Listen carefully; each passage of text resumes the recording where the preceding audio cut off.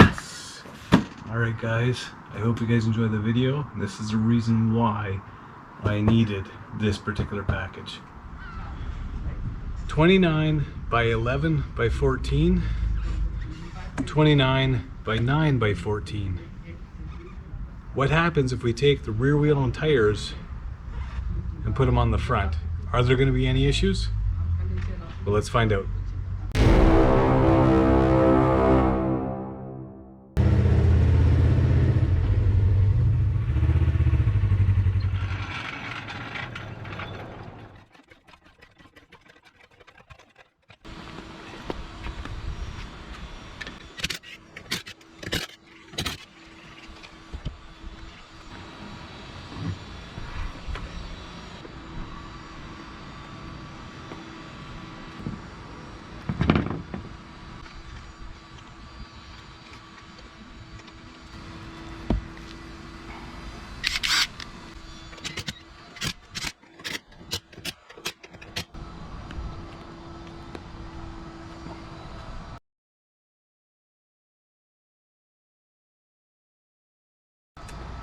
Alright, so you can already see the difference.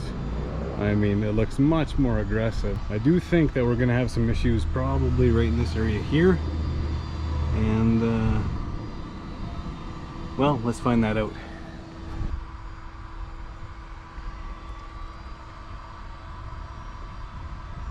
Okay, so right there is our issue. As we can see, our wheel is already rubbing on essentially this kind of upper A-arm. It's already rubbing on that point right there. So we can't get a full turn in, as you guys can see. We're basically, our wheels are almost straight, slightly to the right hand side, but so yeah, that's not good. Let's check the other way right now. Okay, and actually up there, guys, is actually hitting in the same place except for on the opposite side, obviously. So this is not going to work. So no, you can't put the rear tires and wheels on the front with no issues. Can't do it. So yeah, there you guys have her. Can't do her. So what do we do next? 1.5 inch spacer. Shouldn't be any kind of an issue going on. Should make it so that we can put the rear tires and wheels on the front or the same size, and we should be good to roll.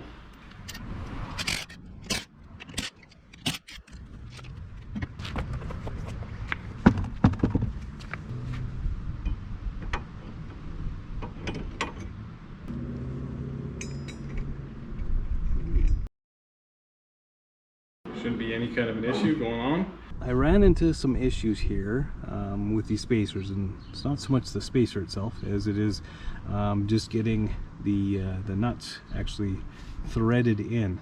So if you look at this, this is a standard socket, okay, 3/4 inch. It doesn't actually make it into the hole. So how do you tighten that up? Because those are obviously countersunk in there a fair good distance. But the only thing I could think of was to head to Canadian Tire and pick up basically a lawnmower spark plug socket, which looks just like this, and lo and behold, it will actually go in. It gets past the hole, and you can thread this on, okay, all the way on. I don't know if you get to the exact torque specification. I personally like the countersunkness of this, but again, just know, guys, you are going to need a tool just like this, or a very thin socket. And if you guys can find a thin socket, let me know, because I like to torque everything to absolute spec. Again, I don't think I'll be able to do it with this tool, but if you guys find an actual thinner socket that will go on a ratchet, then let me know, and I'll probably end up picking up one of those. But either way, I'm going to get these on, and hopefully the turning radius actually works.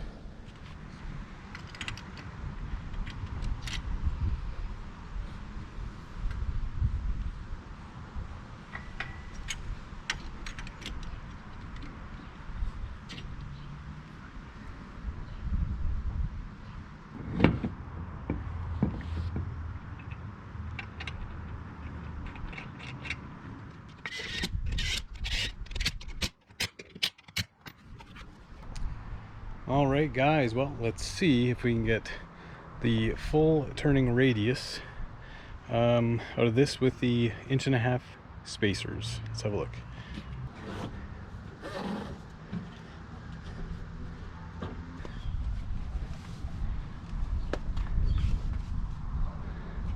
All right, so it appears that we are good that way. We are not going to hit anything at all. We got space up here, which is where it was touching before. Just right in this area here, you can actually see a little mark right there where it touched when we turned the wheel the other way. Now let's hope that when we turn it back the other way, it doesn't touch as well. It's a little harder to see, but that's fully turned all the way, and yes, it is not going to touch. There is not much clearance there, but there's a little bit.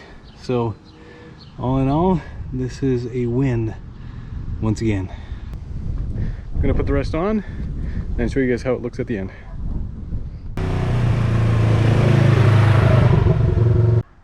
All right, guys, so I just took her for just a little spin there just to make sure everything kind of settles and stuff like that, and I just want to show you exactly what it turned out like. So definitely wider in the front end. I will take a measuring tape to that in a bit here, and quite a bit wider in the rear, and again quite a bit meaning 3 inches. So a little bit of a pain obviously without the super thin walled socket, but we got her done. I'm guessing here a little bit.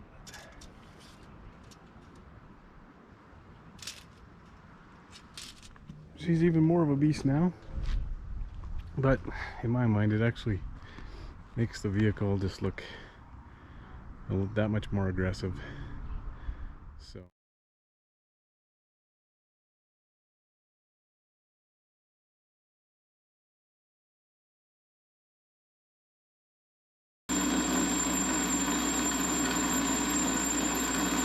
So can a lawnmower spark plug socket torque the wheels on a side-by-side? Absolutely not. You are never going to get the torque out of this that you need for the wheels. We've created this. Okay, and when I say we, it was actually not me at all. It was actually my dad, just before we went on our Grand Cache trip here, which you guys will see in the next videos. He actually got up in the morning and went to town on a socket. Okay, biggest thing being is we wanted to hit torque specs for those wheel spacers, and we also wanted to hit torque specs for our wheels. Wheels not a problem because we can use another socket. Problem being is that we couldn't find a socket to fit in the wheel spacer bored out area. So what we've done is we've taken this, we've ground it down, and again I mean my dad, he ground it down so it actually fits perfectly in there, and we can torque each wheel to spec. In saying that, you do have to be careful with this because again, obviously we've taken a lot of material from this area, and which obviously weakens the socket itself. However, we still managed to hit torque spec when it comes to this. So this was kind of the be all solve all, and it just gave us a little bit more peace of mind when we're up in the mountains riding and stuff like that with these wheel spacers. So just so you know, guys, if you want to take some time, this will never do it. This will do it. Take some time, ground. I would recommend a long socket. Okay, ground a long socket down, and that way you will have no issues at all. And again, be very careful with your grinding because it is literally, we're talking fractions here as far as just taking material off. So keep that in mind, guys. So this is exactly what we used, and I'll show you how it goes into the wheel spacer right now.